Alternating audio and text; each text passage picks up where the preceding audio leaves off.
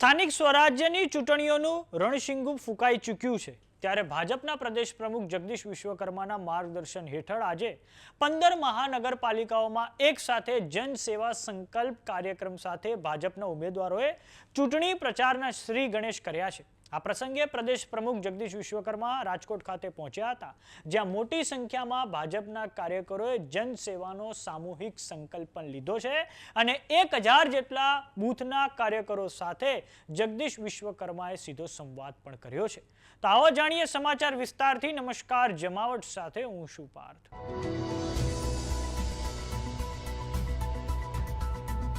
સ્થાનિક સ્વરાજ્યની ચૂંટણીઓમાં ભારતીય જનતા પાર્ટીએ આ વખતે એક નવતર પ્રયોગ કર્યો છે, જેમાં ભાજપ અધ્યક્ષ જગદીશ વિશ્વકર્માના માર્ગદર્શન હેઠળ 15 મનપાઓમાં એક જ સમયે જનસેવા સંકલ્પ કાર્યક્રમ સાથે ભાજપના ઉમેદવારોએ ચૂંટણી પ્રચારના શ્રી ગણેશ કર્યા છે।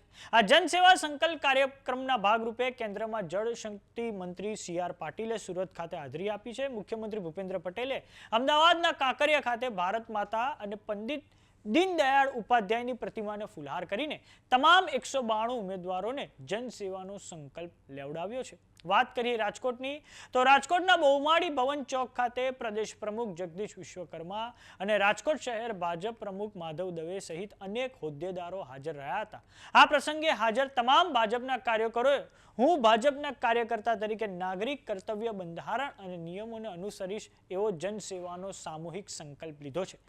રાજકોટ શહેર ભાજપ પ્રમુખ માધવ દવે આ કાર્યક્રમને એક નવતર પ્રયોગ ગણાવતા કહ્યું છે કે આ પ્રકારના કાર્યક્રમથી કાર્યકરોમાં સેવાની ભાવના પ્રબળ બનશે। આ જનસેવા સંકલ્પ અભિયાન માત્ર રાજકોટ પૂરતું મર્યાદિત નથી। રાજ્યના કુલ 15 મનપાઓમાં એક સાથે ભારતીય જનતા પાર્ટીએ તેનો પ્રારંભ કરાવડાવ્યો છે। તો આ પ્રસંગે રાજકોટના 1000 બૂથ કાર્યકર્તાઓ સાથે પ્રદેશ પ્રમુખ જગદીશ વિશ્વકર્માએ હવે સીધો સંવાદ પણ કર્યો છે।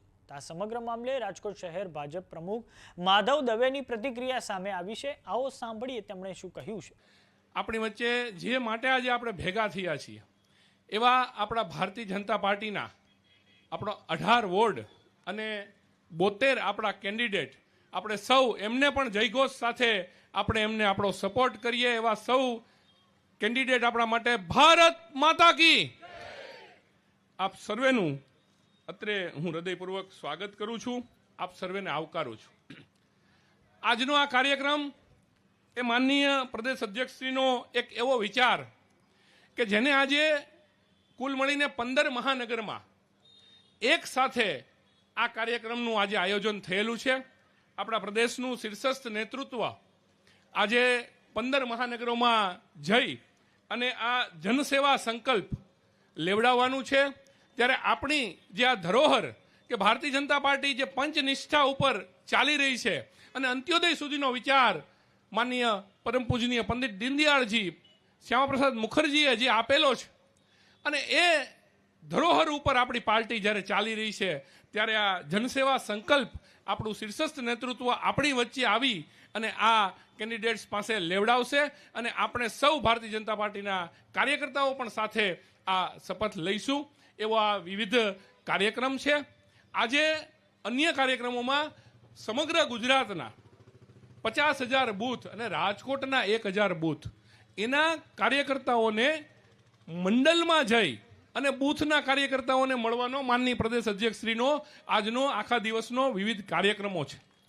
આ કાર્યક્રમ પૂરો થશે પછી અન્ય કાર્યક્રમોમાં દરેક મંડળમાં જઈ અને ત્યાં જે આજુબાજુના મંડળો છે એમના બૂથના કાર્યકર્તાઓ સાથે સીધો સંવાદ હળી મળીને એમની સાથે વાત કરી અને એક સહજ અને સરળ વાતાવરણ અને સરળતાથી વાતો કરી અને આપણા કાર્યકર્તાને પ્રોત્સાહન મળે એ રીતની વાત માનનીય પ્રદેશ અધ્યક્ષશ્રી કરવાના છે।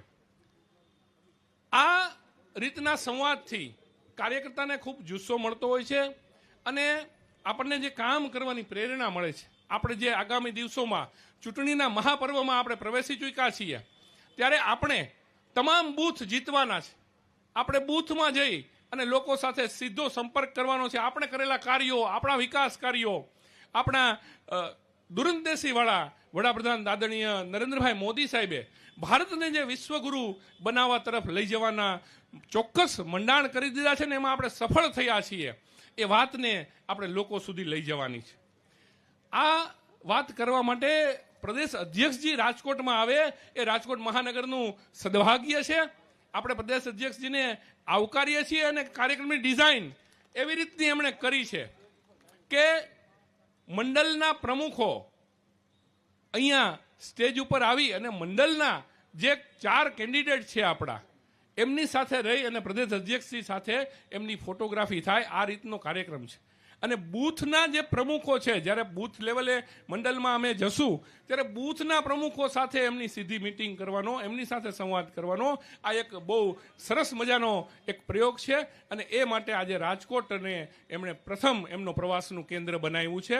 ત્યારે આપણા બધા માટે ખૂબ આનંદની વાત છે. સાહેબ, હું તમને 1 મિનિટ પૂરતી રાજકોટની વાત કરું તો જનસંઘ વખતથી રાજકોટ ભારતીય જનતા પાર્ટીનો ગઢ રહ્યો છે અને અહીંનો એક કાર્યકર્તા દેવો સે ભી દુર્લભ હૈ ये ऐसा संघ हमारा है.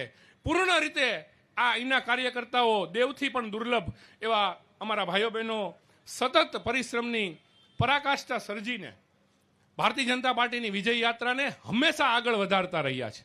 અને આ ભારતીય જનતા પાર્ટીનો એક કાર્યકર રાજકોટનો એ આ વખતના 18 મંડળ જીતવા માટે કટિબદ્ધ છે. કમળનું નિશાન એમની માટે અગત્યનું છે. વ્યક્તિ નહીં પણ વિચાર અગત્યનો છે. આપણી વિચારધારા અગત્યની છે. આપણી પંચનિષ્ઠા અગત્યની છે. અને ભારતીય જનતા પાર્ટીનો કસાયેલો કાર્યકર્તા આમાં પરિશ્રમની પરાકાષ્ઠા સર્જીને જંગી બહુમતીથી અહીંયા બેઠેલા તમામ ઉમેદવારોને કે જે પણ એક ભારતીય જનતા પાર્ટીના કાર્યકર્તા તરીકે કામ કરી રહ્યા છે અને આગામી દિવસોમાં પણ અહીંથી જે આપણે જનસેવા સંકલ્પ લેવાના છીએ એ સંકલ્પને દોહરાવીને ભારતીય જનતા પાર્ટીની જે લોકો વચ્ચે વિશ્વાસ મેળવવાની જે આપણી એક યાત્રા છે એના એ વાહક બનવાના છે. અને આ ભારત માતાને પરમ વૈભવ ઉપર લઈ જવાનો જે યજ્ઞ ચાલી રહ્યો છે એમાં આ સૌ લોકો પણ પોતાનું કાર્ય કરી અને એકદમ નિષ્ઠાપૂર્વક કાર્ય કરીને આ યજ્ઞમાં આહુતિ આપવાનો આ કાર્યક્રમ છે. ત્યારે વિશેષ ન કહેતા સાહેબે એક આખી ડિઝાઇન બનાવી છે આ કાર્યક્રમની. સાહેબ પ્રવચન નથી આપવાના, આપ સૌની સાથે મળવા આવ્યા છે. અને આ કાર્યક્રમમાં આ મેં જે કાર્યક્રમનો હેતુ છે એની વાત મેં આપની વચ્ચે મૂકવાનો પ્રયત્ન કર્યો છે. હવે પછી આપણે જે સંકલ્પ લેવાનો છે એ બેન સંકલ્પ લેવડાવશે આ બધા જ કેન્ડિડેટ્સને. આપણે સૌ પણ સાથે એમાં જોડાઈશું અને ત્યારબાદ આગળનો જે કાર્યક્રમ છે એ આપણે આગળ વધારીશું. આ કાર્યક્રમ પૂર્ણ થયા બાદ સાહેબ મંડળની મુલાકાતે જવાના છે.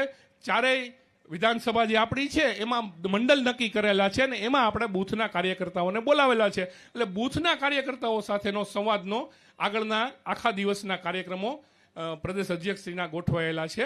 વિશેષ કંઈ ન કહેતા આપ સૌના ભરોસે, આપ સૌના સાથ સહકારથી આપણે સાહેબ પ્રદેશ અધ્યક્ષશ્રીની હાજરીમાં સાહેબ હું આપને ખાતરી આપું છું કે રાજકોટ મહાનગર ભારતીય જનતા પાર્ટી પરિવાર પરિશ્રમની પરાકાષ્ઠા સર્જીને 72 બેઠક જીતવાનો અમે અહીંયા સંકલ્પ કરીએ છીએ અને આ ટીમના આધારે અમે જીતીશું એવો હું ભરોસો વ્યક્ત કરીશું. સમાચારોમાં અત્યારે બસ આટલું. જોતા રહો જમાવટ. જો તમે અમને YouTube પર જોઈ રહ્યા તો સબસ્ક્રાઇબ કરો. જો તમે અમને Facebook પર જોઈ રહ્યા તો ફોલો કરો. સાથે જ અમારી WhatsApp ચેનલ આવી ગઈ છે, જોઈન કરવાનું ના ભૂલતા. નમસ્કાર.